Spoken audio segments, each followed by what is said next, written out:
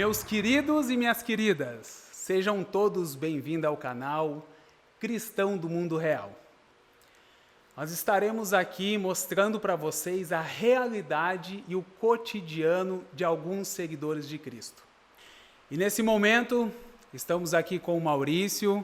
Maurício, muito obrigado aí por ter aceitado o nosso convite, de estarmos aqui conversando um pouquinho. É uma história bem interessante. É um momento aí que o Maurício viveu dentro da prisão, que eu acho que o pessoal vai gostar muito de ouvir essa história, hein? Tomara. Tenho certeza. Mas fala um pouquinho para nós, Maurício, de você, conte um pouquinho da sua história. Meu nome é Maurício, como eu já disse. Hoje eu sou pastor da Igreja Metodista em Londrina. E eu nasci num lar cristão, mas eu descobri, né, na caminhada que Deus não tem sobrinho, não tem neto, ele só tem filho. Então, mesmo que a gente nasça num lar cristão, a gente tem que se converter um dia, né? E esse momento da minha conversão foi tanto dramática, mas pela graça de Deus, né, Deus me guiou no caminho certo, no caminho correto, para que eu pudesse estar com Ele. Como assim, Maurício? Você nasceu num lar cristão e saiu do cristianismo? Como funciona isso? Sim. Eu nasci num lar cristão. E o que eu aprendi, Joel, é que hoje no Brasil é muito comum a gente crescer numa educação cristã. E às vezes a gente confunde educação cristã com conversão, né? Então a gente sabe que Jesus nasceu numa manjedoura, né? A gente sabe que Jesus morreu na cruz, isso é tradição, nós vivemos num país cristão. E muitas vezes a gente confunde isso com conversão, com relacionamento verdadeiro com Jesus. E muitas vezes nós não temos, né? Nós frequentamos igreja, nós vamos às igrejas e muitas vezes nós não temos um relacionamento verdadeiro. E eu descobri isso na minha vida, né? Que mesmo caminhando, nascendo em igreja cristã, participando dos cultos, né? Indo em algumas escolas dominicais, eu descobri que houve um momento que eu precisava decidir por Jesus, né? E nesse tempo foi uma época da juventude, onde eu acabei me envolvendo com o mundo, né? Eu me envolvi e fui balada, né? Como jovem, né? Fui na balada, bebia cerveja e até um momento que teve uma reviravolta aí na minha vida. Eu me envolvi com algumas pessoas erradas e houve um tempo que eu fui acusado, né, de um crime de homicídio duplamente qualificado, ocultação de cadáver. Então você imagina aquela pessoa de um lar cristão, né, de uma família cristã, de repente a vida vira de ponta cabeça, né? Mas o que eu vi, assim, Joel, que foi muito importante, foi mesmo afastado da igreja, eu sabia a direção. Porque mesmo afastado da igreja, eu nunca deixei de crer em Deus. Eu sabia que se eu morresse daquela forma eu iria para o inferno e que somente Jesus seria a minha solução. Mas a gente estava cego, né? Você está cego pelos prazeres do mundo e tantas outras coisas, pela ignorância, né? Então você acha que você não era convertido? Não, com certeza não. Você apenas tinha teoria, digamos assim? Tinha. O costume, né? É o costume. A gente se adapta, né? Aquele costume. Entendi. E até uma forma de conforto, né, de consolo, saber que você está buscando alguma coisa que é correto, que é certo. É o que a gente chama hoje de religiosismo, né? A gente vive num religiosismo. Então a gente acha que cumprindo as regras, a gente vai alcançar o céu. E depois na conversão a gente entende que você pode cumprir todas as regras, mas você só alcança o céu por Jesus Cristo, pela graça, né? Então essa foi a reviravolta que aconteceu na minha vida. E depois dessa acusação, eu tive que sair da cidade onde eu estava, né? E fiquei na casa de um primo meu, em uma cidade perto de Campo Mourão, Maringá. E lá eu tive foi a experiência real com Cristo, que eu digo, né? Foi sua conversão? Foi minha conversão. E foi interessante que não tinha pastor pregando para mim, não tinha missionário, não tinha nada, né? Eu lembro que era uma tarde, não lembro se era uma quarta-feira, mas era um dia de semana. Meu primo, a esposa e os filhos tinham saído, né? Cada um para o seu trabalho, os filhos para a escola. E ficou eu e minha esposa, né? Na época era minha namorada, a gente já tinha uma filha, a Fernanda. E como a gente saiu correndo... Então você já tinha uma filha? Antes do casamento. Antes do casamento. Isso. Nesse tempo é que a gente estava afastado da igreja. E aí, como a gente saiu muito rápido da cidade, a gente, né, colocou as coisas na mala, não deu para arrumar direito. E numa tarde, a minha esposa estava passando as roupas, né, que estavam amassadas dentro da mala. E ela estava ouvindo um CD do Diante do Trono, lembro até hoje. Né? Minha filha que pegou, com 2 anos de idade, ela que pegou o CD e colocou. Não, mas peraí, como dentro assim da ela bolsa. pegou? Que motivo? Ela pegava, brincava com esse CD? Porque quando a gente estava fazendo as malas para ir embora, a minha esposa falou para ela pegar alguns DVDs de filminho dela, para ela poder assistir. Ela tinha bastante filminho, Nemo, né, os carros lá, e ela, no meio daqueles CDs que ela foi pegando, tinha um que era do Diante do Trono. E você ouvia antes ou não? Não. Não. E a minha sogra, né? A sogra não é toda ruim, tem um momento que ela é boa. Esse momento foi bom. Esse momento ela foi usada por Deus. Né? Eu amo muito minha sogra, ela Legal. tem sido uma mãezona pra gente. E nesse momento a minha sogra colocou uma Bíblia dentro da mala, falou, ó, vê se lê agora, né? E a gente... Então ela te avisou na hora que ela colocou? A minha esposa. Ela avisou minha esposa, eu não estava junto. Minha esposa conta, né? E aí, nesse dia que ela estava lá passando a roupa, eu peguei a Bíblia e ouvindo as músicas do Diante do Trono, sentei numa cadeirinha assim, estava uma tarde chuvosa, e abri um texto. Eu não lembro, Joel, o texto, eu não lembro o capítulo que era, eu lembro que era o livro de Salmos.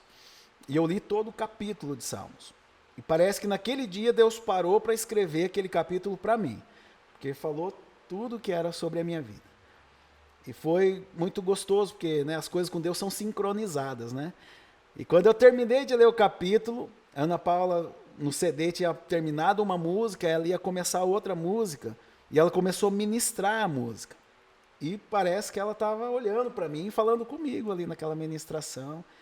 E a música era aquela do tronco, né? Que o tronco, mesmo que o tronco venha a morrer, né, perder a sua raiz, ao cheiro das águas ele se renovará, né? E aí eu senti, de fato, a presença de Jesus ali, e Jesus me dando uma segunda chance, né? E ali foi um momento de decisão, onde eu decidi, de fato, por Jesus e abri mão de toda a minha vida passada. E esse sentir a presença, assim, Jesus, o que é esse sentir? É um calafrio? O que é isso? É uma sensação, né, Joel? Eu falo que a nossa vida espiritual, ela não pode ser guiado pelas nossas emoções. Hoje, né, com mais maturidade, eu aprendi isso. A nossa vida espiritual é guiada pela palavra, não pelo que eu sinto ou deixo de sentir. Agora, o mover do espírito é impossível não gerar emoções, né? Então, isso é natural. Quando o Espírito se manifesta, quando Jesus se manifesta na nossa vida, a Bíblia diz que ele quebranta o nosso coração. Então, a gente sente a sua presença, né? A gente sente que algo está acontecendo, algo sobrenatural. E nessa tarde eu senti isso, que é algo sobrenatural. As evidências todas levavam a Jesus Cristo, né? Tanto a palavra, tanto a canção, né? Que nem eu falei, Jesus deixa as coisas sincronizadas, né? Sim, Não é natural isso. E aí eu percebi que Deus ali naquela tarde estava me dando uma segunda chance e me dando um direito de decisão, né? O que eu iria decidir. Mas, Maurício, é simples assim? É fácil? Você estava carregando uma dor, um arrependimento, estava sofrendo e de repente você voltou para Cristo? Joel, na verdade, no momento eu não queria Jesus, eu nem pensava nisso. Né? Eu estava com muita coisa na cabeça, né? Um processo rolando na delegacia, e até nesse momento eu pensava até em me tornar um foragido, sumir, né? Fugir, algo desse tipo. Mas nesse momento que eu tive esse reencontro com Jesus, Jesus me levou a encarar o problema. Eu vejo que Jesus ele trabalha isso na nossa vida. A gente, como ser humano, a gente tem muito costume de fugir do problema. Né? Eu falo no pastorado que é por isso que Deus não dá asa para a gente, porque senão a gente voava, tentar ir o mais longe dos nossos problemas. E Deus não dá asa para a gente porque Ele quer que a gente encare os problemas. Porque os problemas seguem a gente, por onde a gente for, eles vão atrás. Então, ali com Jesus, nesse reencontro com Cristo, Deus me fez entender a minha posição, né, onde eu me encontrava, e me ajudou a ter coragem e ousadia para encarar o problema, né? E a palavra ensina que a gente tem que se submeter à lei do homem, né? Então, ali, daquele momento, eu entendi que acontecesse o que acontecesse, eu ia me encarar e responder por tudo que fosse E na hora que você necessário. sentiu a presença ali na sua vida de Cristo, você achou que as coisas iam se resolver fácil? Sim, essa é a ilusão, né? Eu achei que Jesus ia passar um apagador no passado e daria tudo resolvido, né? Mas não foi isso. Eu vejo que Deus foi trabalhando por etapa, né? Deus trabalha por etapa na nossa vida. E ele foi trabalhando, foi fazendo as etapas, né? Logo depois dessa experiência, eu saí da casa do meu primo e a gente foi para uma chácara de um tio da minha esposa, bem longe da cidade. A gente estava fazendo isso porque o crime que eu tinha sido acusado era de um rapaz que mexia com drogas e tudo, né? Então a gente Você chegou a usar? Não. Nunca usou? Droga ilícita, não. Eu bebia, né? Bebia muito. Experimentei maconha por curiosidade, mas nunca gostei, né? Eu tive uma experiência ruim na minha família com um irmão meu que teve, né, usou droga e teve um problema muito sério com isso. Então isso criou até uma aversão para mim sobre droga, né? Legal. Mas eu bebia bastante, né? Bebia muito.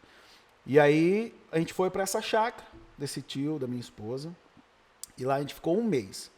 E foi um mês de um retiro espiritual, né? Eu lia a Bíblia todo dia, né? Nesse um mês eu li todo o Novo Testamento. Só você e sua esposa? Eu, minha esposa e minha filha, né? Filha. Foi interessante sempre porque eu tinha na época 23 para 24 anos. E todo esse tempo, né, em berço cristão, né, não muito frequentemente nos últimos tempos, mas sempre frequentando a igreja. E nesse um mês lendo o Novo Testamento foi como se um novo horizonte se abrisse, né? Eu vi coisas que durante 23 anos eu não tinha visto na Bíblia. Então ali eu comecei a compreender quem era Jesus, a obra, o propósito, né, a vontade dele sobre a minha vida. Então eu li a Bíblia toda tarde, né? Eu tinha momentos de oração muito bons, muito gostosos com Jesus. E sempre acreditando nisso, né? Que Deus ia passar um apagador no passado e tudo ia tudo se encaixar, se resolver. Assim, depois de um mês lá nessa chácara, a gente decidiu ir para Ponta Grossa, que a gente tem bastante parentes em Ponta Grossa. E a gente decidiu recomeçar a nossa vida lá. Sempre em contato com um advogado, em Campo Mourão, tudo, né? Sempre... Você não fugiu, então? Não, sempre cumprindo, né? Todas as vezes que tinha que dar algum depoimento, eu vinha, né? Me apresentava. Então a gente foi para Ponta Grossa e começamos lá, né? Conhecemos uma igreja, oramos, né? Que Deus desse uma igreja pra gente, que tinha uma seriedade com a palavra, e Deus nos deu uma igreja lá. E começamos a caminhar na igreja, procurando trabalho e recomeçando a vida, né? Uhum. Até que chega um momento, mas a gente fazia, acho que um mês que a gente estava lá, saiu a minha prisão preventiva. Né? O meu advogado ligou para mim falando que tinha saído, um juiz tinha determinado a minha prisão preventiva. Aí foi um balde de água fria, né? Aí deu vontade de fugir. Aí deu vontade. Aí meu pai, coitado, todo pai é assim, né? Ele falava para mim, não, Maurício, eu vou levar você para o Paraguai, vou levar você para a Bahia, a gente vai sumir, ninguém vai te achar. Mas nesse tempo eu estava muito com um relacionamento muito forte com Deus, né? Muito tempo de oração. Mas em um mês e pouquinho, assim, dá tempo de ter um relacionamento assim forte com Deus? Dá sim. Em um dia dá, né? Deus resume. Mas você acha que esse um dia dá por você ter chegado no fim do poço, digamos assim? Ou porque realmente era o momento Joel, eu vejo assim, eu vejo que Deus, há momentos na nossa vida que a gente cria segurança, né? Às vezes a nossa segurança é a nossa situação financeira, é a nossa saúde, é o nosso físico, a nossa família. E isso nos afasta de Deus, né? A mesma experiência de Jó, né? Jó tinha tudo isso e isso o afastou de Deus. Ele se tornou um grande religioso, mas longe de um relacionamento verdadeiro com Jesus, com Deus. E quando isso acontece e a gente tem o interesse de se aproximar de Deus, eu vejo que a primeira coisa que Deus faz, ele começa a podar aquilo que nos dá segurança, né? Então Deus foi cortando aquilo que me dava segurança. Eu perdi meus amigos na cidade, né? A minha família toda é uma família muito tradicional na cidade, então a gente conhecia todo mundo, era uma grande segurança nossa. Né? Eu fui para longe dos meus pais, longe do meu irmão, e para um lugar distante. Então Deus foi podando as minhas seguranças, para que eu fosse totalmente dependente dele. Né? E às vezes a gente chega num momento, é igual um rato acuado na parede, ou você mata ou você morre.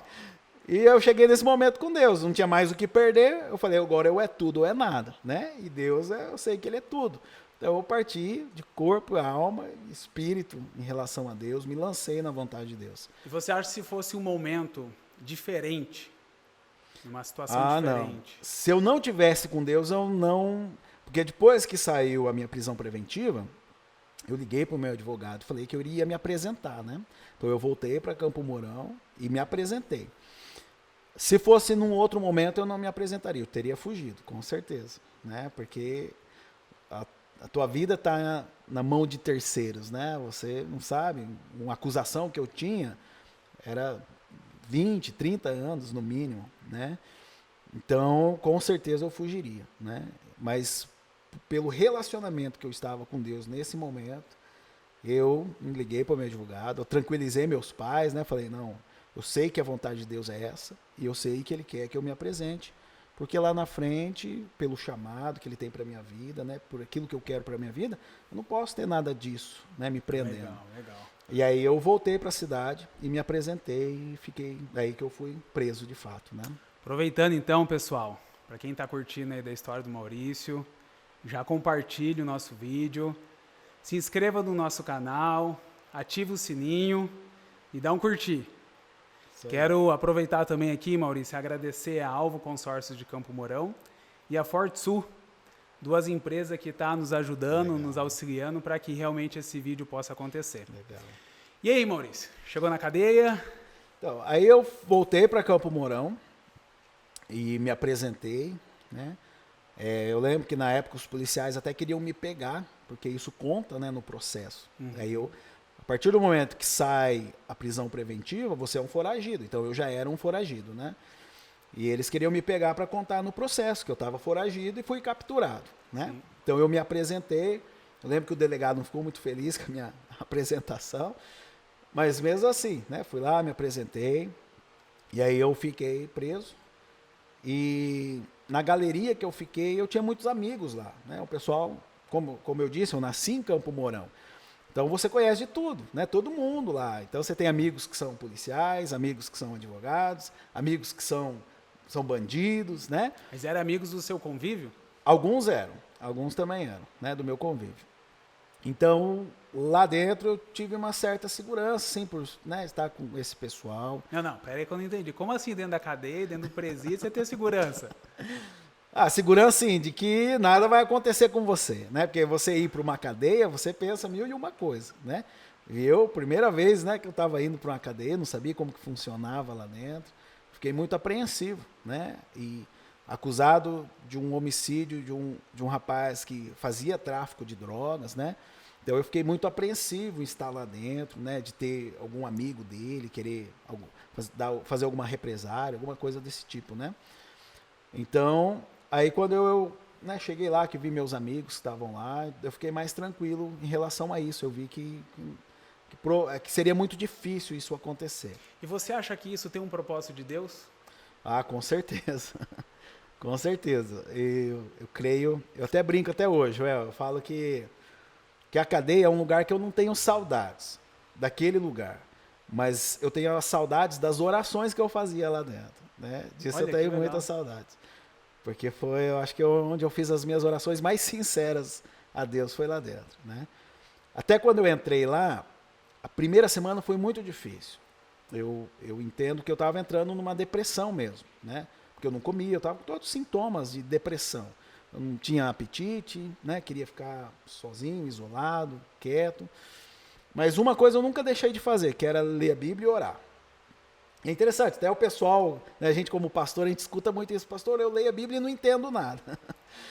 E lá dentro era mais ou menos isso, porque eu lia a Bíblia, mas a minha cabeça estava tão tumultuada por tudo que estava acontecendo, que eu não conseguia prestar atenção. Então eu lia um capítulo, terminava, eu não sabia o que tinha lido. Mas mesmo assim eu nunca deixei de ler a Bíblia, né? Nem de ler a Bíblia, nem de orar lá dentro da cadeia. Mas Maurício, e como que foi essa questão de você ter esse momento de oração, de leitura? Lá dentro? Nenhum momento alguém quis te proibir? Não. Foi fácil isso? Como que foi? Joel, lá dentro, eles respeitam muito essa questão, né? Quando você está no momento, ninguém interrompe, ninguém interfere, eles respeitam então muito tem isso. esse respeito. Sim. O que pode acontecer depois que você termina esse momento, né? Na conversa, assim, alguns podem até dizer que você está se escondendo atrás da Bíblia e tal, mas a grande maioria dos presos respeitam. Uma coisa que eu me assustei muito, Joel, é que a grande maioria dos presos eram de famílias cristãs, evangélicas, a grande maioria. Então isso me assustou muito, né? Te assustou e te ajudou também? Eu acho que mais assustou, Joel, Mais assustou.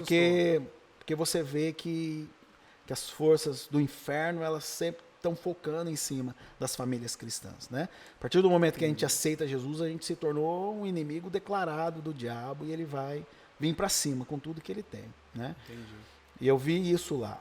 Então, assim, em relação a esse momento espiritual, eles respeitavam demais. Depois da conversa, um ou outro, né, falava, tá se escondendo atrás da Bíblia e tal. Mas houve um momento interessante, Joel, que nessa primeira semana, quando eu estava lá, nesse momento de conflito, né, emocional, tinha um pessoal que estava fazendo um buraco para fugir, né? Eles estavam fazendo um buraco no cimento lá para poder fugir da cadeia. E até eu, nesse momento de conflito emocional, teve uma noite que eu orei a Deus, falei com Deus, falei, Deus, ou o Senhor aquieta o meu coração, para que eu possa ler a Bíblia em paz, orar em paz, e sentir a tua presença, que o Senhor está aqui comigo, ou senão eu vou fugir com eles pelo buraco. E foi uma experiência muito gostosa, porque no dia seguinte, parece que eu já não era mais o mesmo, sabe? Eu tive paz. Isso que é maravilhoso, Joel, porque... Deixa eu te fazer uma pergunta, Maurício. Então isso quer dizer que se eu me converter, eu vou continuar tendo pensamentos assim? Claro, constante. Isso não vai sair igual eu me Não. converti e isso saiu da minha cabeça? Não. Eu entendo, Joel, hoje, né, pelo conhecimento, né, eu sou formado em teologia, que a nossa mente ela é um campo neutro, a nossa mente. Tanto Deus, quanto o diabo e quanto a nossa própria carne, ela gera pensamentos. Então, constantemente, nós temos pensamentos sendo lançados por Deus, pelo diabo e pelos nossos próprios desejos, né? E é muito natural isso. E é interessante, você faz parte de igreja, não faz? Sim. Né?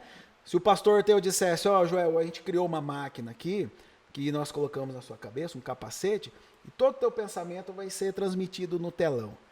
Só durante o louvor, a gente só quer transmitir os seus pensamentos durante o louvor. Você deixaria? Não, acho que eu nem aparecia na igreja.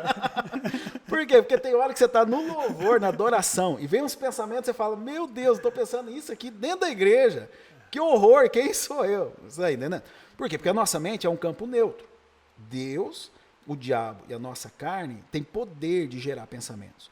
A nossa carne são os desejos naturais, né? Desejo da sexualidade, o desejo de coisas confortáveis. Alguns são pertinentes, que Deus vai permitir que eles se concluam. Outros não. Os pensamentos de Deus, a Bíblia fala que a gente tem que levar para o coração e nutrir eles no coração para que eles se realizem.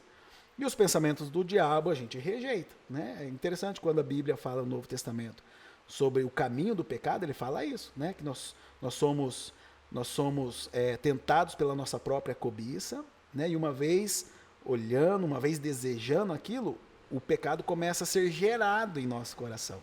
Então isso começa na mente. Por isso que Paulo, em Romanos 12, vai falar que a transformação, nós somos transformados pela renovação da nossa mente.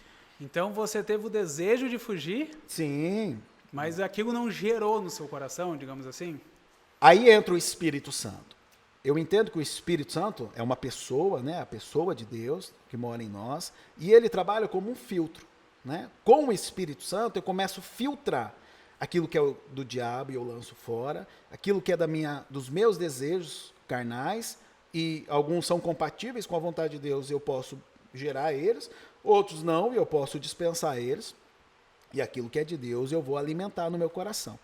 Então, lá dentro da cadeia, eu vi muito claramente isso, né? Pensamentos que eram diabólicos, né? E o Espírito Santo em meu coração me dava discernimento, né? Aquilo que eu lançava fora, aquilo que eu trazia para o meu coração. Então, nesse momento e nesses momentos de conflito, a gente fica muito sensível, né? A tudo que está acontecendo. Então, foi uma conversa, né, sincera, um tete-a-tete que eu tive com Deus. Falei, Deus, só assim que eu vou conseguir aguentar. E você não foi pressionado para participar? Pra Não, fugir não, junto? não, lá não, né? Não tem essa pressão assim? Não, lá a lei lá é assim, Joel. Se você quer fugir junto, você vai trabalhar junto. Se você não quer fugir, você fica no teu canto, eles vão trabalhar lá, fazer o que tem que fazer, né, e ir embora. Então lá eu não tive essa pressão. E depois que Deus tranquilizou o meu coração, eu fiquei até mais à vontade, né? Na galeria onde eu estava preso, nós tínhamos 7 celas. E como a gente estava em superlotação, as celas não ficavam fechadas, elas ficavam sempre abertas. Então a gente ficava andando na galeria e à noite a gente até dormia na galeria, né? Porque não cabia, na cela tinham 4 camas, né? 2 beliches, e às vezes a gente dormia no meio também, uma pessoa no meio. E aí o Você restante... dormia onde? Eu dormia no meio. Eu dividia o colchão com um amigo meu, Alan. A gente dormia um pouquinho outro. Porque desde que eu entrei lá, eu tinha... vocês não tinham um colchão para cada um? Eu não tinha, porque eu pedi para minha família não mandar. Porque eu tinha certeza que Deus ia me tirar de lá. Eu sabia que era um período que eu ia passar, né? Então eu falei para eles não levar colchão, travesseiro, nada disso, né? Travesseiro eles levaram por teimosia lá e deixaram lá para mim. Mas eu tinha plena certeza que Deus iria... Era o que eu acreditava, né? Que Deus ia me tirar. Já iria sair. E foi muito interessante, porque você, lá dentro, e algo que Deus trabalhou muito no meu coração, Joel, é um texto de Efésios, capítulo 1 de Efésios, onde Efésios, né, Paulo, escrevendo a igreja de Efésios, ele vai dizer que Jesus é aquele que enche todos, né, tudo e todos, em todo tempo e em toda circunstância. E muitas vezes nós, né, humanamente, a gente chega a acreditar que Jesus, Deus, precisa de circunstâncias para agir na nossa vida, né? Você já não pensou assim, se tal pastor orar por mim, eu vou ser curado. Se o louvor tal estiver tocando, eu sei que Deus vai falar comigo. Se o missionário tal for na minha igreja, eu sei que Deus vai fazer isso ou vai fazer aquilo. E a gente acha que Deus precisa de circunstância, né? Que Deus precisa de um momento especial para trabalhar no nosso coração. E lá eu vi esse texto de Efésios se cumprindo, porque Deus não precisa de circunstância. Então era um local e um ambiente que você não via circunstâncias para Deus agir. Você não tinha um louvor, você não tinha um pregador, você não tinha um missionário, né? Você não tinha uma igreja ou alguém de igreja lá dentro. Mas eu vi Deus despertando esse desejo no meu coração. Então eu fiquei, quando você entra na cadeia, você escolhe uma cela que vai ser a sua casa. Né? Então, lá o banheiro é dentro da cela, né? Tanto o vaso... Aberto o banheiro? Não, é uma lona, né? Você fecha com lona, sem ter uma certa... Tem alguma privacidade? Tem, pouquinho, mas tem, né? Então você tem... Mas o cheiro continua... Rapaz, lá o pessoal, por incrível que pareça, lá a gente trabalha muito a questão da higiene.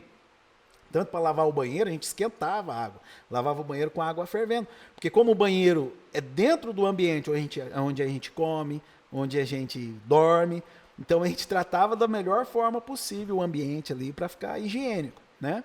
Não seria o melhor, mas né, o que a gente pudesse fazer, a gente faria. Então você escolhe uma cela, e aí naquela cela é a tua casa, né? Então você tem uma escala que no dia tal você vai limpar ali, né? Você te revezava sempre em 2 para limpar a cela. Você lava os copos, as canecas, né? Lá são aqueles tapoerzinhos, né? Aquela negócio de sorvete, né? Para a gente poder se alimentar e colher. Então a gente tinha que manter tudo isso limpo. Quando era o dia da escala nossa, a gente mantinha tudo isso limpo. Então eu escolhi uma cela até onde não estavam os meus amigos, né? Mas eu escolhi essa cela porque tinha um rapaz lá que estava lendo a Bíblia e tinha um propósito de oração. Então eu fiquei junto com ele e esse amigo meu, o Alan, também ficou lá junto com a gente. E eu comecei com um propósito com esse rapaz de ler a Bíblia e orar toda noite às 3 horas da madrugada. Campo Mourão é muito quente, né, Joel? Imagina agora dentro de uma cadeia, tudo fechado, sem janela, né? Então a gente tinha uns ventiladores na galeria, mas era muito, muito abafado. Então a gente, de dia, às vezes a gente preferia dormir um período de dia e ficar acordado à noite, por causa que era mais fresco à noite, né? Então a gente fez esse propósito de oração, ler a Bíblia e orar toda noite, às 3 horas da manhã. Então a gente fazia isso toda noite, eu e ele. Começou eu e ele. E aí começou a chegar mais gente para participar com a gente. E aí desse propósito já se tornou um culto, né? A gente louvava, aí eu longe da igreja, voltando para Deus, eu lia a Bíblia e tentava pregar, tentava ministrar eles de alguma forma, né? A gente orava junto. Louvor era um fiasco, né? Porque a gente começava numa música, cantava o refrão de outra, terminava. Não lembrava mais. Eu não lembrava, a gente emendava assim, não tinha violão, não tinha nada, né? Isso é importante, pessoal. Às vezes a gente vê o pessoal reclamando que um cabo tá ruim, o violão não tá afinado, mas lá dentro não tinha esse negócio, não. Era cantava Maurício, da forma. Teve um custo para vocês poderem fazer isso? Como assim? Vocês tinham que pagar alguma coisa? Não. Lá dentro da cadeia, não. A gente tinha essa liberdade lá, né? É interessante, os presos respeitam muito essa questão da espiritualidade lá, né? Eles não ignoram e não brincam com isso, mas também muitos não querem nem participar, não querem, né, nem ser chamados. Mas muitos participavam, era muito gostoso. Era um momento assim. Aí a cela começou a encher, né? Toda noite o pessoal ia para lá e a gente fazia culto. E aí, Joel, eu comecei a ver Deus fazer coisa lá dentro. Foi muito forte isso. Porque você sabe que na cadeia você tem muita droga lá, né? Você tem na cadeia, muitas vezes, chefe, né? De boca de fumo. Então, as melhores drogas estavam lá dentro, né? As melhores, as mais puras lá, porque eram os chefes, os cabeças, né? Da cidade que estavam lá. Então você tem muito droga, era o tempo todo, né? Eles fumando droga. E você não teve vontade? Não. Como eu nunca tive esse vício, né? Graças a Deus, não. Aí eu lembro que à noite, assim, a gente sentava na frente da grade, na porta da galeria, a gente fazia uma rodinha, assim, eu sempre gostei de chimarrão, né? E aí eu tomava chimarrão e eles faziam um baseado desse tamanho, assim, e ficava passando um em um, aí eu com a minha erva lá, com o chimarrão, e eles lá fumando lá. Então isso era constante, né? Era natural lá, o dia inteiro. E eu lembro que uma vez tinha um rapaz que falou que ia participar com a gente do culto, e ele não foi, e um pouquinho antes da gente começar o culto, eu fui na cela dele. E eu cheguei lá e chamei ele, falei, vamos lá, vai começar o culto, vamos participar. E ele falou, Maurício, eu não vou não, estou muito afim de ir hoje e tal. Aí um outro preso cutucou ele, falou, fala pro Maurício por que você não vai. Aí ele abriu a mão assim, ele estava chavando a maconha, preparando um baseado, falou, aí como que eu vou ir no culto? Eu estou preparando, né, o baseado aqui. Eu falei, beleza, mas amanhã tem de novo, hein, e tal. Mas aí, então, se eu fumar um baseado hoje, eu posso ir na igreja amanhã? Aí que é o engano.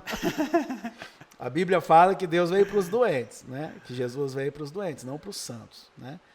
A igreja é um lugar de muitos pecadores, onde todos nós que somos pecadores estamos buscando um único objetivo, que é a salvação em Cristo, né? Então, o melhor lugar para o pecador é dentro da igreja. Né? E aí, mas naquela época eu não tinha todo esse conhecimento que eu tenho hoje, né? Estava começando com Jesus. Mas eu falei para ele, amanhã tem, não vai perder. E no outro dia, à tarde, assim, no meio da galeria, ele me abordou. Falou, Maurício, ontem, a hora que eu fui fumar, eu dei uma tragada no baseado e eu não consegui fumar. Eu fiquei com nojo disso. Aí eu sentei com ele e comecei a ministrar ele sobre o Espírito Santo. Né? Falei, esse é o Espírito Santo, já trabalhando no seu coração. Né? Só pelo simples desejo de querer buscar Deus. Né? Joel, e esse é o grande engano, Joel. Porque o inimigo, a gente precisa entender que o pecado não interfere em Deus. O pecado não deixa Deus menos poderoso, não deixa ele menos amoroso. Né? Paulo, em Romanos, vai dizer que nada nos separa do amor de Deus. Você pode cuspir na cruz, atropelar a cruz de Jesus, pode falar mal de Jesus, pode reclamar, fazer o que for. A Bíblia fala que os sentimentos de Deus são imutáveis. O sentimento de Deus não muda por nós. Ele está constantemente nos amando e querendo o nosso bem. Isso é constante em Deus, é eterno. Deus não muda. Né? É que a gente tem o nosso relacionamento humano, a gente se relaciona com amigos, né? Com o pai, com a mãe, com os irmãos, e a gente muitas vezes usa essa experiência com Deus, né? Se a gente ofende alguém, a pessoa fica de mal com a gente.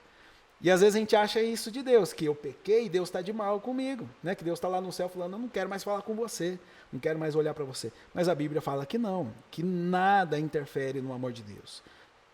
Eu posso fazer a pior coisa possível. Deus sempre vai estar esperando eu voltar para Ele de braços abertos, querendo me amar e querendo me transformar, né? O amor de Deus é um amor responsável, não um amor irresponsável. É um amor que trata a gente, que trabalha na gente, né? E Deus quer fazer esse trabalhar no nosso coração. Então você quer dizer que se eu estiver pecando, em vez de eu falar, eu não vou na igreja porque eu estou pecando, é nesse momento que eu tenho que ir? Exatamente, né? É interessante, Joel, que se a gente pega, por exemplo, se a gente pegar a experiência de Paulo, se algum pastor hoje falasse o que Paulo falou na Bíblia, a igreja se esvaziava. Porque Paulo, na experiência cristã dele, no início da sua experiência, ele vai abrir seu coração para a igreja quando ele está fazendo as suas cartas, e ele vai desabafar com a igreja. E num desses momentos ele vai falar isso, ele fala, ó, eu entendi conscientemente, a minha consciência, a minha mente compreendeu a vontade de Deus. Eu compreendi o que Deus quer para a minha vida. Mas o bem que eu quero fazer, eu não consigo. Mas o mal que eu não quero, esse eu faço. Então a gente precisa entender, Joel, que o agir de Deus, ele funciona como? Nós temos salvação e santificação. São duas coisas diferentes. Salvação é uma coisa, ela é imediata. Lembra do ladrão da cruz? Ele foi salvo. Ele foi santificado? Não, porque não deu tempo. Mas ele foi salvo em Cristo. Salvação é imediata. Você entrou na igreja, aceitou Jesus, você é salvo imediatamente. Você entrou, um ladrão, um drogado entrou na igreja, uma prostituta entrou na igreja, e ela foi salva, ou um drogado foi salvo.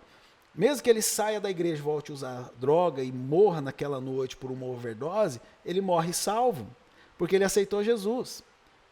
Agora, se nós somos salvos por Cristo, e Deus nos dá tempo para a santificação, porque a partir do momento que nós somos salvos, nós somos chamados por Cristo por uma vida de santificação. Santificação não significa perfeição. Santo não significa perfeição. Significa separado, né? Biblicamente, né? No original da Bíblia fala sobre separado.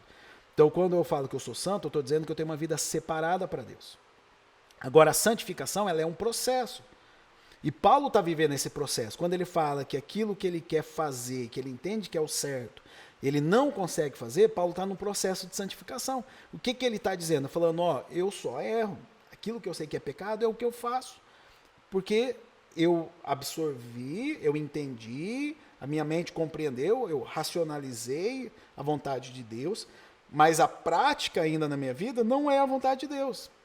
Só que o que Paulo faz? Ele não se afasta da igreja, ele não se afasta de Jesus. Pelo contrário, ele se firma com Jesus. Até o ponto que lá na frente Paulo vai dizer o quê?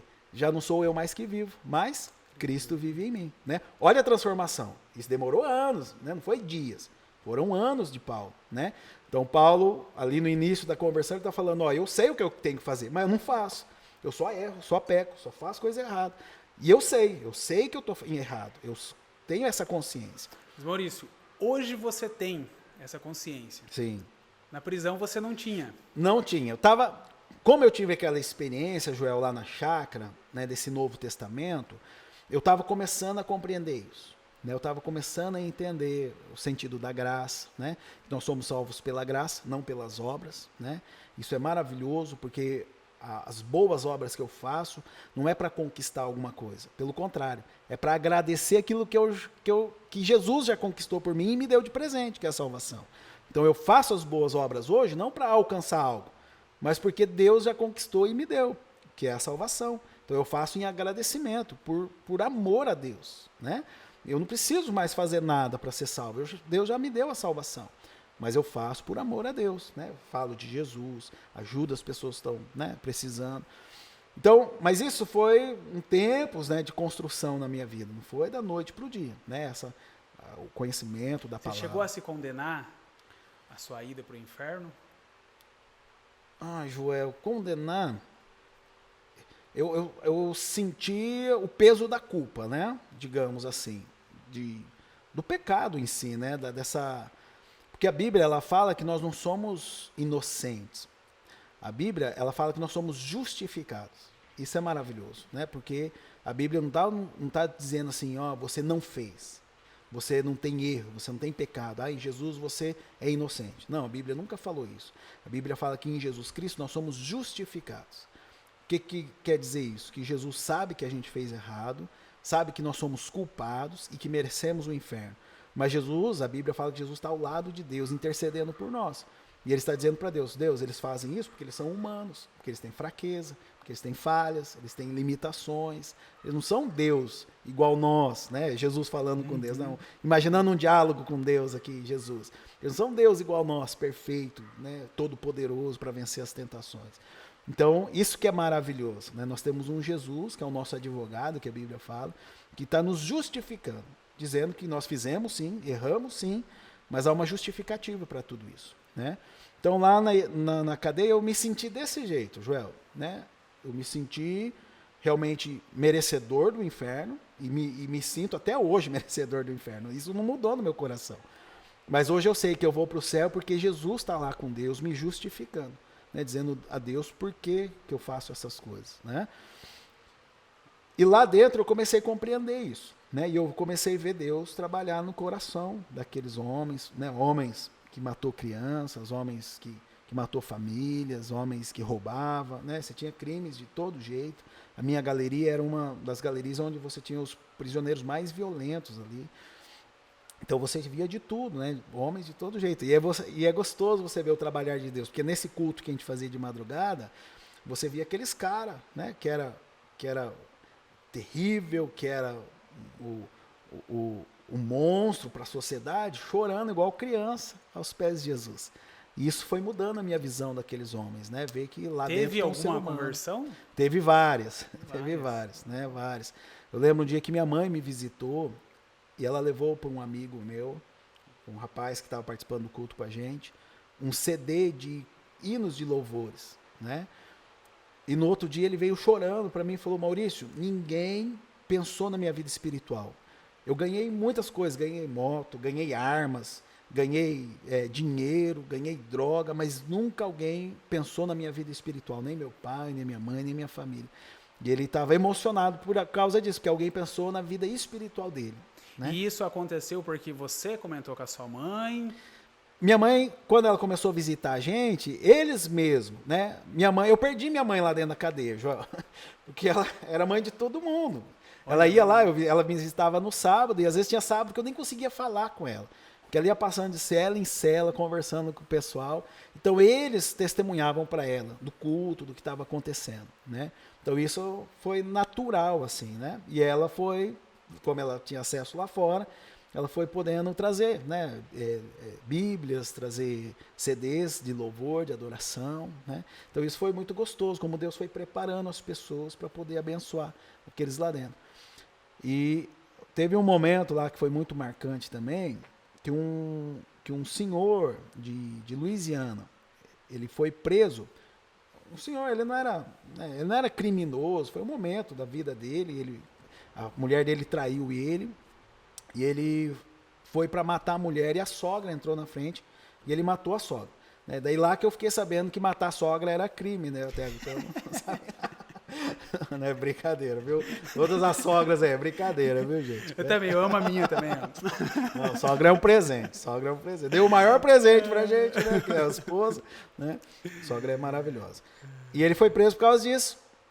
E esse agricultor, né, por causa da situação, a gente sabia que logo ele sairia para responder em liberdade, né? Ele iria responder, mas em liberdade.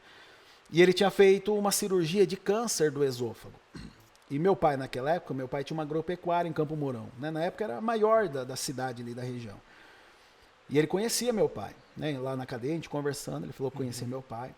E um dia ele acordou a gente, uma tarde assim, eu estava na cela, ele foi lá me chamar na cela, porque ele tinha feito a cirurgia do câncer de esôfago, mas estava voltando o câncer, né? E ele foi lá chamar a gente, porque estava com muita dor no esôfago por causa do câncer. E aí eu peguei os presos que participavam do culto com a gente foi lá orar por eles, né? Falei, gente, olha que loucura, né? Os presos, né? Ele era um homem influente, fazendeiro, ele podia pedir para um pastor vir lá visitar ele, orar por ele, né? Mas a dor era tanto que ele apelou aos presos, né? E a gente foi lá, aquele monte de preso, orando por eles, os caras tudo tatuado, tudo, né, Mais ou menos feio. quantos presos que tinha? Nós devíamos dar uns 10 presos. Né? E a gente orando por ele, intercedendo. E aí logo, uns 2 dias depois, ele já saiu. E aí depois de um tempo, ele foi na loja do meu pai testemunhar que ele foi curado do câncer lá dentro, por aquela oração. Foi curado do câncer. Né? Ele foi lá na loja do meu pai para falar o que Deus tinha feito. Né? Então, assim, foram momentos maravilhosos, né, que a gente viveu lá. Teve um outro episódio que a gente viveu lá, que a gente viu o milagre de Deus, um momento que começou um princípio de rebelião. Né? Quem nunca viu isso acontecer dentro da cadeia é horrível. Porque quando eu entrei lá, Joel, e vi aquelas, né, são paredes grossas de concreto e tem chapa de aço no meio, né? E aquelas portas das grades, puro aço. E eu olhava aquilo e falava, poxa, não tem como quebrar isso, né? Mas na rebelião, em questões de minutos, eu vi os presos quebrar tudo aquilo, abrir porta. Eles estavam tentando abrir o seguro, que é um lugar onde ficam os presos que são ameaçados de morte dentro da cadeia, né? Então a primeira coisa que na rebelião eles tentam quebrar o seguro, eles matam alguns presos e os outros eles pegam de refém para a rebelião. Isso estava acontecendo e estava quase na hora da nossa reunião, do nosso culto. Era de madrugada e o pessoal os presos começaram a me procurar, preocupado com o culto. Falaram, Maurício, e agora? Como que a gente vai fazer? Né? Tá quase na hora do culto e estamos em rebelião, o que vai fazer? E aí? E aí o pessoal colocando tênis, colocando, né, calça, falando, Maurício, se prepara, porque vai vir a tropa de choque. E eles entram, né, bala de borracha, que é só assim para controlar a rebelião, não tem jeito. Né, bala de borracha, aí vira um inferno lá dentro. Né? Daí tem que ficar todo mundo pelado dentro da cela. As experiências que eles me contavam, né? Você fica todo mundo pelado dentro da cela. Você não chegou a passar por isso? Não. Aí que foi. Começou a rebelião, e aí a tropa de choque já estava na porta da cadeia, porque lá, como não é presídio, né? É cadeia junto, anexo à delegacia, quem cuida é a Polícia Civil. Quando a militar é chamado, a tropa de choque, o delegado entrega a chave da cadeia na mão da polícia militar e aí eles que vão comandar. Né? Enquanto eles não colocar em ordem a cadeia, eles não vão devolver para a polícia civil. Né? E a tropa de choque estava lá na frente, né? Dando tiro de borracha, assim, era uma grade com uma lâmina de aço, eles dando tiro assim para deixar a gente com medo lá dentro, né? E o pessoal me procurando, Maurício, e agora? E o culto? Falei, só tem uma solução, vamos orar. E aí a gente se ajoelhou lá na cela, o pessoal do culto, enquanto os outros estavam quebrando a cadeia, já tinham quebrado, aberta outra galeria, já tinham juntado as 2 galerias. E a gente começou a orar dentro da cela. E aí as coisas começaram a se acalmar. A tropa de choque não entrou, só entrou o delegado e mais um ou outro investigador junto. Aí eles pegaram de volta o cadeado lá da grade, lá da frente, e eles deixaram a gente dormir aquela noite com um baita de um buraco lá na grade, para que no outro dia viesse alguém para soldar lá. E aí o pessoal lá dentro, mais experiente de cadeia, veio testemunhar, falou, Maurício, nunca aconteceu isso. Né? Toda rebelião, quando acontece, eles acalmam, a gente vai dormir todo mundo trancado dentro da cela. Aí uma cela que é para 4, 5, fica 15, 20, né? Falou, nunca aconteceu isso, né? Agora a gente vai dormir com um buraco lá na frente e o delegado vai deixar a gente dormir desse jeito. E vocês ficaram o tempo inteiro em oração? Em oração, intercedendo ali em oração, né? E as coisas foram se acalmando, né? Se acalmando. A tropa de choque não precisou entrar, eles já, né, foram embora. E aí o delegado entrou nesse acordo com a gente, deixar a gente dormir lá com aquele buraco lá na grade. Maurício, você comentou que você não tinha o conhecimento que você tem hoje, né? Quando você foi para a cadeia, você se sentiu capaz em falar de Deus? Não. Em orar com mais pessoas? Como que isso aconteceu? Foi realmente assim, guiado pelo Espírito Santo? Ou você chegou num certo ponto e falou, não, eu preciso ajudar Joel, essas pessoas? Eu acho que entra 2 questões nesse sentido aí. Primeiro, a necessidade, né? A necessidade nos atrai, nos chama a atenção para que precisa haver alguém para fazer a diferença. E a segunda é a ousadia. O espírito, a Bíblia fala que Deus não nos deu um espírito de covardia, mas de ousadia, que é o Espírito Santo. Então, essa ousadia que Deus nos dá. E é interessante, porque eu entendo que a capacitação, ela acontece no processo. Né? Lembra quando Jesus, lá em Mateus 28, ressuscita e aparece aos discípulos, né? E aí tem um envio, né? Vão por todo mundo, pregar o evangelho, o ide, né, de Deus. É interessante porque lá naquele capítulo, lá naquele texto, vai dizer que quando Jesus aparece para os discípulos ressuscitado, a Bíblia diz que os discípulos o adoram e alguns duvidam. Olha que interessante, né? A Bíblia fala que eles adoram, mas uma boa parte dos discípulos duvidam de Jesus. E Jesus não fala para eles, falou, pera aí, estão duvidando? Vamos sentar aqui, vamos tirar a dúvida de todo mundo. Não, Jesus fala o quê? Vão, estão com dúvida? Vão embora. Vai tirar a dúvida no meio do caminho, na mão na massa, você vai tirar a dúvida. Então Jesus, eu entendo, Joel, que a obra de Deus tem pressa. Né? Jesus está para voltar, ele tem pressa na obra. Não dá tempo a gente ficar sentado numa salinha, 1 ano, 2 anos, 10 anos, discutindo o que vai fazer. Ele quer ver a igreja trabalhando em ação. Então eu percebi isso lá nesse momento da cadeia, foi onde Deus começou a me despertar para esse momento da urgência. Deus tem urgência, Deus quer salvar vidas, porque o tempo está se esgotando. Né? Então eu percebi que muitas coisas a gente vai aprender com a mão na massa, ali, na experiência. Né? Não adianta. A gente tenta se preparar o máximo possível, porque esse é o nosso trabalho. Né? Quem pode faz uma faculdade, quem pode faz um seminário.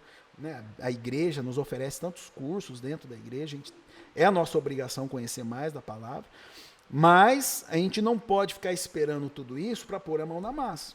Né? Se eu posso estudar e já trabalhar na missão, eu tenho que fazer. Né? Então eu percebo isso, que Deus, no caminhar, no processo, a gente vai aprendendo. E lá dentro eu fui aprendendo. Né? Lá dentro, Joel, eu tive lições que eu trago até hoje. Né? Eu vou completar, né? Vou fechar 10 anos de pastorado. Então, até hoje, eu tive lições dentro da cadeia que o seminário, que a faculdade de teologia não conseguiu me ensinar. Maurício, eu ouvindo você assim, a gente fica até comovido, porque parece que tudo foi bonito. Né? Parece que tudo foi bonito. Você chegou onde chegou hoje, de longe parece que foi bonito. Fala para nós, assim, momentos que você teve vontade de desistir, se teve esse momento, ou momento que realmente mexeu com você lá dentro, que você sentiu saudade da sua filha, da sua esposa, da sua mãe. Logo que eu entrei, nessa cela que eu fiquei, tinha 2 senhores lá, que a gente chama de cadeieiro, assim, cara que quase todo ano tá lá dentro, né? Cara velho, assim, de cadeia.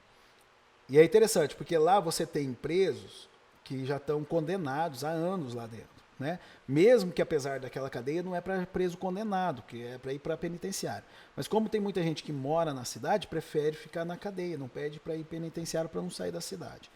Então lá você tem preso que estava lá condenado a 5, 10 anos. E quando chega preso novo lá dentro, às vezes eles percebem que o cara vai ficar 1 ano, 2 anos, e aí a gente chama lá dentro, eles pesam a cadeia do cara. Né? Aí eles brincam com o cara, como eles sabem a condenação deles, eles começam a brincar com a condenação daquele que tem menos condenação, para ele se distrair lá. E na minha primeira dia que eu fui limpar a cadeia, né, da minha escala de limpeza da cela, eu lembro que eu estava limpando a cela, e esses 2 cadeeiros antigos... Tinha buchinha, detergente? Tinha tudo. Normal. E esses 2 presos estavam sentados, um em cada cama ali, vendo eu limpar a cela, né? E aí eles começavam, né? Ô Maurício, você tinha esposa? Eu falava, não, eu tenho esposa, né? Ela vai vir me visitar no sábado e tal. Eu falei, você tinha, né? Porque primeiro mês ela vem te visitar, no segundo mês ela fala, tá indo um amigo teu lá em casa me ajudar com tudo isso. Né? Aí o outro falava, Maurício, você tinha filha? Eu falava, não, eu tenho. Eu falei, você tinha, porque no primeiro mês ela vem, vê o pai. No segundo mês ela fala, pai, tá indo um tio lá em casa. E querendo ou não, isso vai entrando na cabeça da gente, né? Vai pesando de fato a cadeia da gente. Né? Mas graças a Deus havia algo que era diferente na minha vida, que era Jesus Cristo. Né? Então minha esposa, a gente estava convertido. E ela ia me visitar lá dentro. E a gente estava até se programando para casar, mesmo dentro da cadeia, né? Se a gente visse que ia se estender demais, né? Porque a gente queria se acertar o máximo possível com Deus. E até aquele momento a gente não estava ainda casado, né? No civil. Então a gente queria regularizar tudo em relação ao Senhor. Mas foi um momento muito complicado, você começa a pensar, porque eu estava ali em prisão preventiva, e ainda ter que passar, né, por um júri popular, né? E então você não tinha expectativa, né? Eu não entrei lá com a promessa de sair daqui um mês, daqui um ano, daqui 2. Entendi. Não tinha nem expectativa nenhuma, né? Mas o meu coração eu acreditava que era um momento, e esse momento seria curto. Quando eu fui preso, Joel, era dia 27, né, 27, 28 de novembro. E desde que a gente começou o culto lá, eu sempre testemunhei ou profetizei sobre a minha vida que eu ia sair de lá. E não quis colchão? Você não quis. Então eu sempre profetizei já isso. É quente, e ainda não querer um colchão. E na cadeia funciona assim. Quando chega o Natal, o fórum entra em recesso, né? Todo fórum entra em recesso, vem juiz substituto, e o fórum vai voltar do recesso lá no carnaval, mais ou menos, que ele vai voltar a trabalhar mesmo, né? Na sua totalidade. Então, nesse período de recesso, esse juiz substituto não julga caso como o meu, de homicídio. Eles vão julgar, assim, um cara que brigou no boteco e está lá preso, pai que não pagou pensão, coisa pequena, né? Então, coisa séria assim, eles não mexem com isso. Então, nesse período de Natal até o Carnaval, é um período de depressão dentro da cadeia, porque todo mundo sabe que ninguém vai sair dali, né? E foi nesse período assim que eu estava testemunhando, falando, não, Deus vai me tirar daqui, Deus vai me tirar daqui. E você falava isso para alguém? Falava. E a gente passou o Natal lá dentro, né? E na noite de Natal, a gente fez uma comemoração lá dentro, né? A gente fez uma oração. Foi muito gostoso, assim, toda a galeria, né? A gente deu a mão, assim, ficou toda a galeria, assim, de mão dada. A gente orou, né? Eu orei, né, com a oração evangélica comum, né? Falando com Deus. Depois nós oramos o Pai Nosso, né? Então foi um momento, assim, de comunhão mesmo ali entre os presos.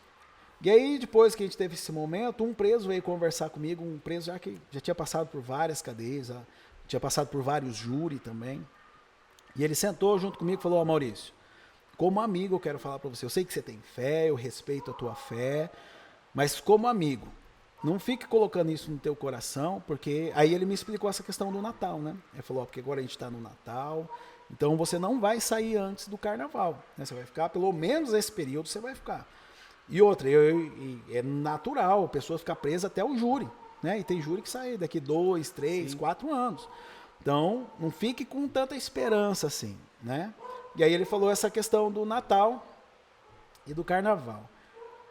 E aí ele falou para mim, falou, Maurício, eu vi, a única pessoa que eu vi sair assim, perto dessa data, foi uma pessoa que saiu às 11 horas da noite do dia 23. Foi o mais próximo do Natal que eu vi alguém sair. E aí, naquele momento, eu dei uma esfriada na fé, né? E aí a gente acha que Deus está sujeito à lei do homem, né? Eu falei, então Deus vai me tirar depois do Carnaval. E foi interessante, Joel, que foi um momento da onde eu deixei de orar. Porque eu orava toda noite. Além do culto que a gente tinha, eu tinha o meu momento em separado com Deus, né? Então foi dali para frente que eu comecei a orar, não mais para Deus me tirar dali, mas eu comecei a agradecer a Deus por tudo que Ele estava fazendo na minha vida. E eu comecei a ter oração de gratidão a Deus, né? Eu louvava a Deus por estar lá e mesmo naquele lugar tá bem, né? A alimentação era boa, né? Tinha umas senhoras que faziam alimentação naquela época lá, e até os policiais da cadeia ali, que era anexa, comiam a mesma alimentação da gente, de tão boa que era a alimentação daquelas senhoras, né? Era comida de vovó, assim, sabe? Uhum. Era muito boa. Então, assim, Deus cuidou de tudo isso, né? Eu não tive agressão, não tive nada, vi muita agressão lá dentro, né? Vi pessoas que entrou lá acusada de estupro, né? Apanhar muito e sofrer muito lá dentro. Você não recebeu nenhuma ameaça? Não, graças a Deus, Joel. Então, assim, Deus cuidou, né? Então, desse momento em diante, eu comecei a agradecer, né? A partir do dia 25 de dezembro, do Natal, comecei a agradecer a Deus. Aí foi dia 25, 26, 27, dia 28 de dezembro, né? Nesse período que ninguém sai.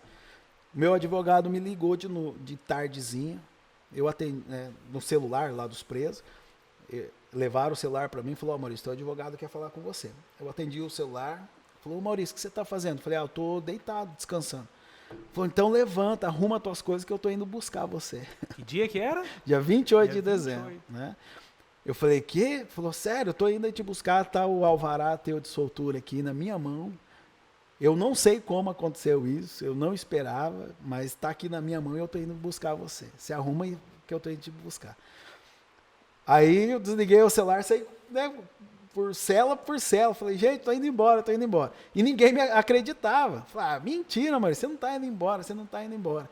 Daí até que veio o carcereiro lá na grade e gritou, Maurício, né, alvará de soltura, 15 minutos para você sair. Aí toda a cadeia veio em cima de mim, falou, não acredito, não pode, é impossível, né? Então, assim, foi um testemunho isso, né? Foi um testemunho. Sim, daquilo que Deus estava fazendo na minha vida. Não era algo comum, né? Não, era impossível, né? Aos olhos daqueles homens que estavam lá dentro era impossível. Então, daí dali para frente, eu fiquei liberto.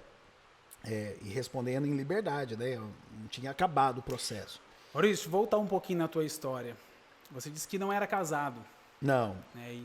E você estava tentando se reconciliar cada dia mais com Deus. Isso. Em relação do sexo, com a sua esposa, na verdade sua namorada na época, né? Como que funcionou isso? Joel, a gente tinha feito um propósito, né, de viver até o casamento e tentar não ter relação.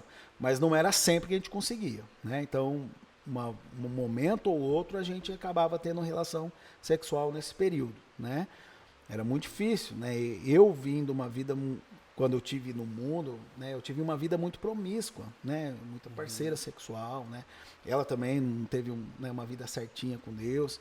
Então, a sexualidade para nós se tornou uma dependência, né? Mas a gente tentava, a gente se esforçava o máximo possível, mas não era sempre que a gente conseguia ficar um longo período, né?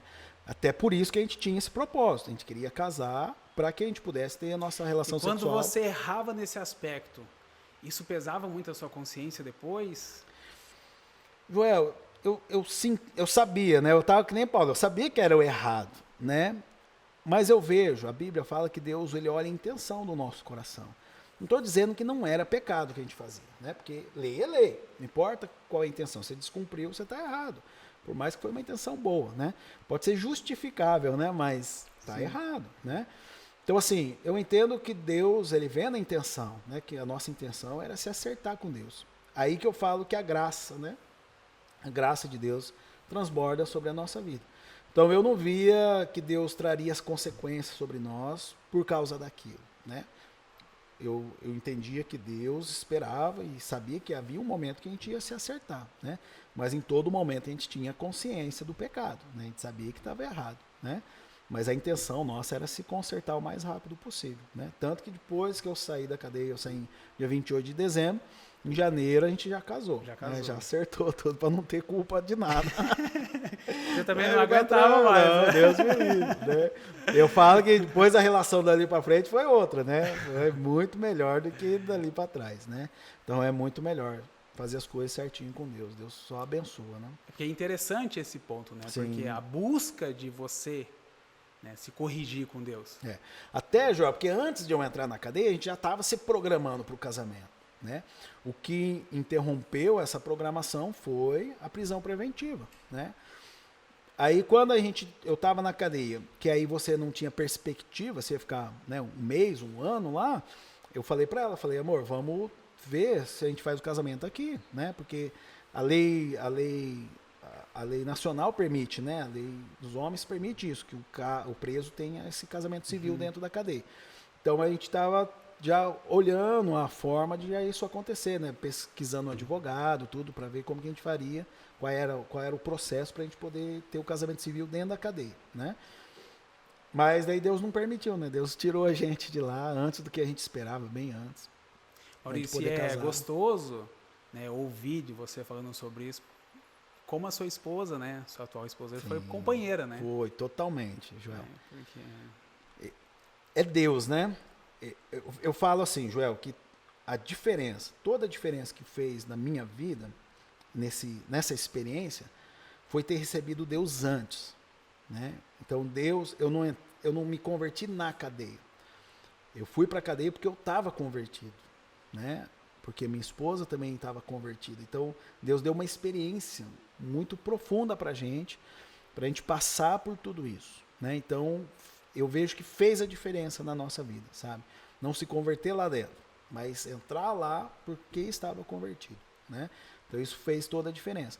Tanto nela, nessa parceria, né? Porque eu vejo assim, Joel, que o casamento, ele só pode dar certo quando a gente tem alguém na nossa vida maior do que a nossa esposa. E a minha esposa sabe disso, né? Que existe alguém na minha vida que é maior do que ela. Que eu sou muito mais fiel do que a ela, né? E que é Deus. Ela não pode estar 24 horas comigo, mas Deus está. Então, quando ela vê a minha busca por Deus, a minha fidelidade a Deus, né, a minha seriedade com Deus, isso tranquiliza ela. Porque por mais que eu fale que eu amo ela, né, não é assim, esse é um amor humano. Né? Quantos maridos aí fora falam que ama a esposa, mas trai, não é? Ama os filhos, mas não cuida. Então, o amor, ele se tornou irrelevante, essa fala, né, essa frase do amor. Então, eu vejo assim que isso fez a diferença no nosso casamento. Né? Quando ela viu a minha busca por Deus, ela viu a minha seriedade, a minha fidelidade por Deus, não somente a ela, mas principalmente a Deus, isso tranquilizou ela. Isso trouxe conforto para ela, porque ela sabia que a ela eu podia falhar, que a ela eu podia trair, que a ela eu podia não ser fiel. Mas a Deus eu nunca trairia, Deus eu nunca seria infiel, né? E Deus exige que eu seja fiel à minha esposa. Então não tem como falhar com ela também, né? Então isso fez toda a diferença no nosso casamento, dali para frente. Porque até ali, o nosso relacionamento, né, não era casamento nessa época, ninguém acreditava, nem a gente, né? Nem a gente. Eu acho que o que mais unia a gente, além da atração física, sexual, era a filha, né? Era a ligação da filha. Mas era um desastre o nosso relacionamento. Então, quando Deus entrou no nosso relacionamento, alterou, mudou totalmente, né? Mudou nossos princípios, nossos valores, valorizar aquilo que a gente não percebia. E a cadeia ajudou, né? Deus foi instrumento de Deus, né? Porque daí lá eu comecei a sentir falta da filha, da esposa. Foi um curso intensivo que você teve. Foi teve. Demais. Eu lembro, depois que eu saí, Joel, minha filha tinha 2 anos na época, né? Ela era criancinha, ela ia visitar a gente. Ela era a festa dentro da cadeia, né? Todo mundo ia conversar e ela era de falar, cantar. E eu lembro quando a gente saiu, depois já pastoreando a igreja, ela falava para mim, falava, pai, onde é aquele lugar que a gente ia, que tinha um monte de amigo teu? Então, para ela era diversão, para ela era uma diversão estar lá, né? Um monte de gente. Era uma festa para ela, né? E as famílias iam visitar, a gente levava bastante comida, bolo, torta, né? A gente juntava tudo lá, todo mundo compartilhava. Então, para ela era uma festa, né? E aí depois, agora que ela tá fazendo 17 anos hoje. 17 anos. Tem mais filho? Tem o Samuel, 10 anos. 11 anos. 11 anos, fez em fevereiro agora. Então, assim, isso aí marcou ela também, né? E marcou a gente, né? Ô Maurício, então você saiu da cadeia, se casou. Na verdade, você casou depois da virada de ano? Um mês depois, né? Eu saí dia 28 da cadeia, dia 20 de janeiro eu casei. Né? E a virada de ano passou com a família? Passei com a família, graças a Deus, né? Qual foi a sensação? É uma coisa que você... É aquela história, demora para cair a ficha, né? Eu lembro quando eu saí da cadeia, Joel, eu passei muito mal por causa da intoxicação, né? Por causa do cigarro e as drogas. Que querendo ou não, é igual um fumante perto da gente, você acaba fumando junto, né? Então eu lembro que a primeira semana que eu saí da cadeia, eu passei vomitando a semana inteira, mal de estômago, assim, foi uma desintoxicação, né, que eu tive que passar. E aí começa a cair a ficha, né? Mas foi interessante, porque eu saí da cadeia, mas não estava resolvido. Eu saí da cadeia para esperar o processo, né? Estava no fórum agora, decisão de juiz, se ia para júri, se não ia, né? E aí foi interessante, porque as coisas aconteceram muito rápido na minha vida, porque eu casei em janeiro, em fevereiro de 2007 eu me tornei membro da igreja da qual eu estava frequentando, que é a Igreja Metodista. Em 2008 eu entrei no seminário, em 2011 eu me formei, em 2012 eu estava pastoreando, né? Eu lembro um pouco da história de Paulo, né? Porque o Paulo se converte, não querendo se comparar, longe disso, né? Incomparável, Paulo é incomparável. Mas Paulo se converte, ele é caminho de Damasco, já se torna cristão em Damasco, já começa a pregar o evangelho. É interessante, Joel, porque ao mesmo tempo que você está aprendendo a ser cristão, você está aprendendo a ser um ser humano melhor, você está aprendendo a ser pastor, tudo no mesmo período, né? Então eu fui pastorear a igreja da qual eu estou até hoje, em 2012, né? Com isso tudo acontecendo muito rápido, né? E aí eu me tornei um pastor em liberdade provisória, né? Então nós temos o bispo, que é nosso líder aqui da região, e eu falava para o bispo, bispo, estou pastoreando, a qualquer hora eu posso ter que voltar para a cadeia, né? Então eu estava pastoreando em liberdade provisória. E como foi a aceitação dos membros da igreja? Foi muito melhor do que eu pensava, Joel. Sério? Na verdade, quando eu vim para o ministério, eu me senti mais cuidado pela igreja do que cuidando da igreja, né? A igreja que eu estou, ela é maravilhosa, de Londrina, e eu me senti muito mais cuidado da igreja do que cuidando da igreja, né? Foi uma igreja que me abraçou a minha família. Eu já dei o meu testemunho logo no início que eu cheguei e frequentemente então você eu sempre repito contou, o testemunho. Sempre, isso sempre nunca souber. ficou escondido? Nunca. Então eu comecei a pastorear em 2012, e aí nesse período de pastoreio, né, saiu a decisão do juiz para o júri popular, né, em 2017. E aí eu passei pelo júri popular em 2017, que daí foi outra experiência maravilhosa, né? E algo que eu aprendi com Deus, Joel, é entender e começar a ver esses momentos. Não, mas eu tô curioso aqui. Foi ou não foi condenado? Não, fui absolvido, graças a Deus. Graças a Deus, fui absolvido, né? Foi provada a inocência, tudo lá no júri. Mas o interessante, Joel, é que quando a gente está com Cristo, a gente vê essa situação não como problema, mas como oportunidade, né? Então eu olhava para o problema com expectativa. Desde quando eu fui para a cadeia e também no momento do júri, eu ficava na expectativa pensando, o que Deus vai fazer? Eu nunca pensei, vou ser preso. Eu sabia que isso era uma realidade e podia até ser a vontade de Deus, né? Eu fui preparado para isso, para o júri, para que se fosse a vontade de Deus numa condenação, eu entenderia como sendo a vontade de Deus e cumpriria, né? Eu até brincava com meus companheiros de ministério da região onde eu pastoreio, falando para eles, o pior que pode acontecer é eu ser transferido de uma igreja de 70 membros para uma de 2.000, 3.000 membros, e eles vão estar lá todo o culto, não vão perder o culto, vão perder o horário, né? Vai ser uma promoção, né? Brincava com eles. Mas eu estava preparado. Eu vejo que Jesus prepara a gente. Mas e nesse preparo seu, em relação a seus filhos e esposa? A gente sempre conversou com eles, né? A gente sempre, até o Samuel, que era bem criança, a gente, né, demorou e a gente tentou lidar com a situação com ele da melhor forma que ele pudesse compreender possível, sem mexer muito com ele, né? Com a emoção dele. Mas a gente sempre trabalhou isso com eles, né? Que a gente ia passar por isso, né? A gente sempre foi muito sincero com eles. E que podia acontecer do pai não voltar com eles para casa, né? Foi muito interessante, porque depois do júri, quando eu fui absolvido, o júri começou 9 horas da manhã, terminou entre 3 horas da madrugada. Nossa. Foi muito tempo de júri, né? E muita gente no júri. Quanta ansiedade, hein? Meu Deus do céu. Então, assim, aí quando a gente voltou para casa, meus filhos estavam juntos lá, né? Eles foram juntos, ficaram na casa da avó lá um período, mas foram também no momentos finais do júri, eles estavam lá no fórum. E aí quando a gente voltou para casa, o Samuel veio dormindo, né? Na época ele tinha 7, 8 anos. Ele voltou a dormir no carro. Aí quando a gente chegou em casa, eu fui tirar ele do carro, assim, ele abriu o olhinho, olhou para mim e falou, papai, que bom que você voltou junto com a gente. Então, assim, ele sabia o que estava acontecendo, ele sabia que havia uma chance, né? Mas Deus tinha me preparado, sabe, para qualquer decisão, né? Eu não falo que seria boa, né? Eu não gostaria de ser preso, sim, mas eu sabia que se Deus permitisse, se fosse da vontade de Deus que isso acontecesse, eu sabia que era para o melhor. Alguma coisa ia acontecer, Deus ia me usar lá dentro, né? Então eu fui preparado para tudo, né? Para aquilo que fosse a vontade do Senhor, né?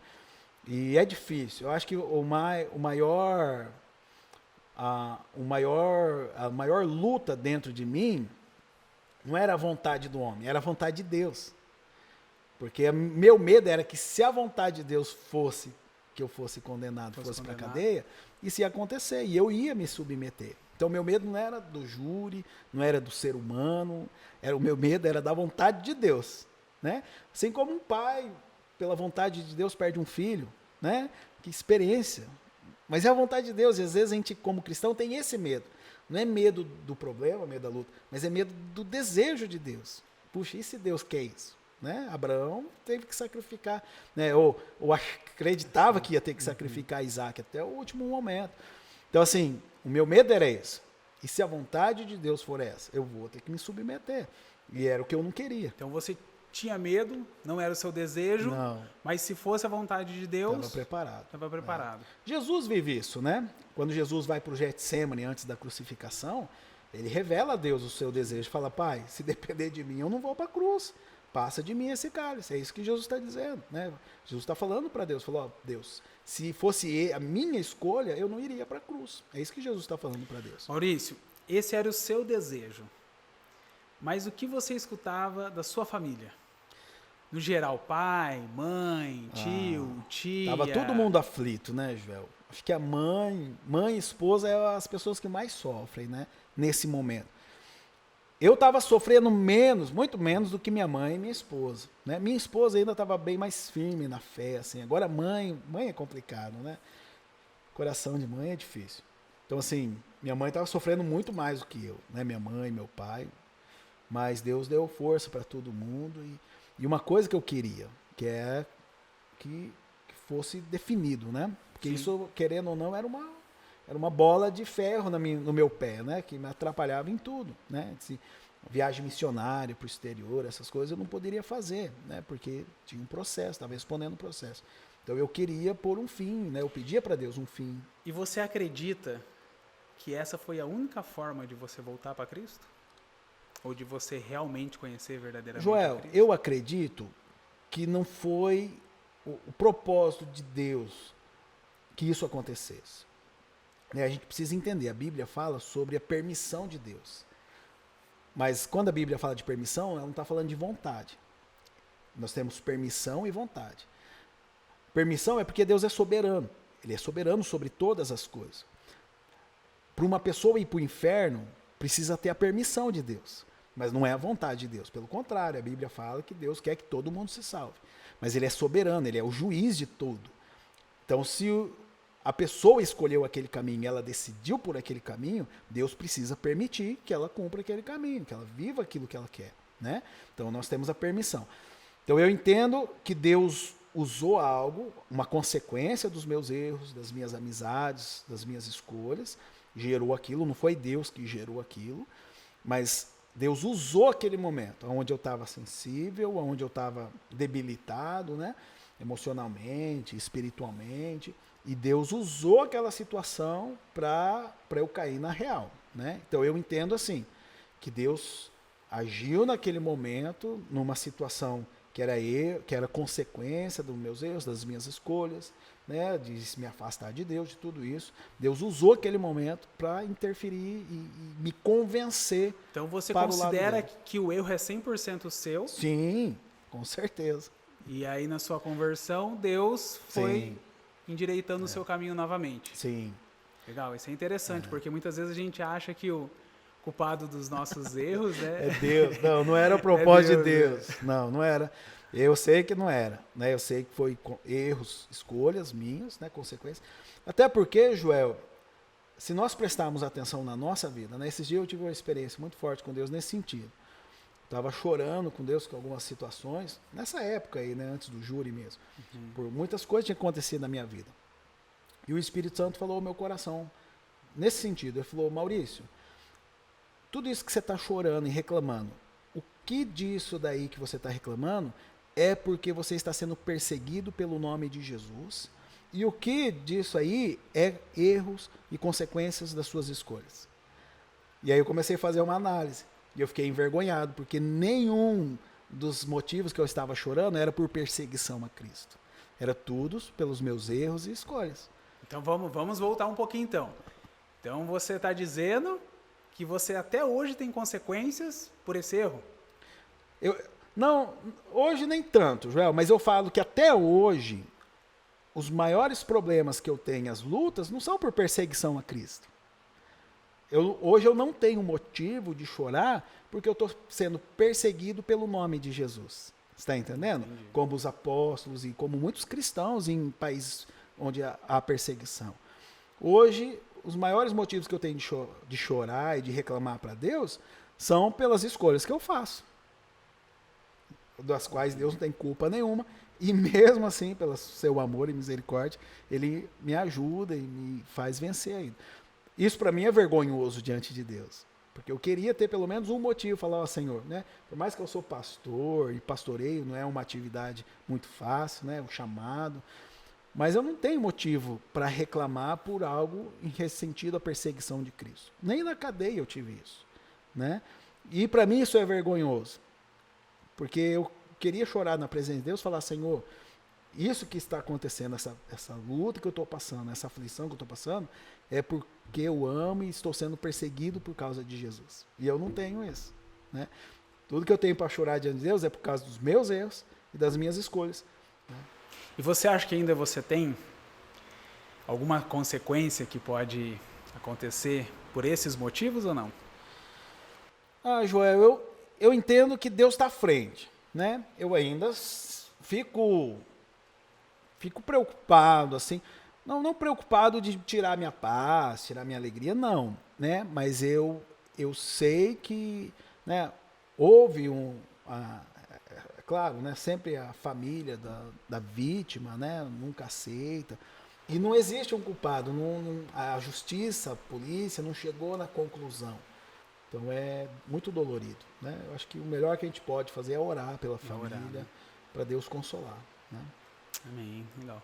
Então, hoje, pastoreando uma igreja aí de quantos membros? Estamos em torno de 70 membros, Joel. 70 membros.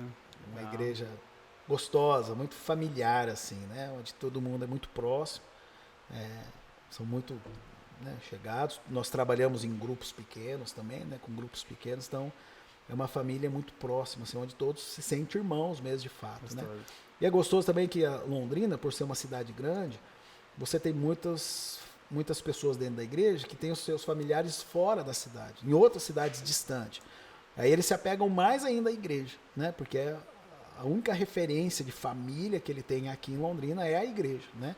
E é gostoso isso, é muito gostoso. Então eles, né, estão sempre ali participando de tudo, né? Maurício, novamente agradecer, né? Uma história aí muito bonita. A gente vê o agir de Deus sobre a sua vida, que Ele continue, né, usando a sua vida aí para alcançar muitas pessoas. E para finalizar, até o nome do nosso canal diz Cristão do Mundo Real. A ideia nossa é realmente a gente levar para as pessoas como é a vida de um cristão.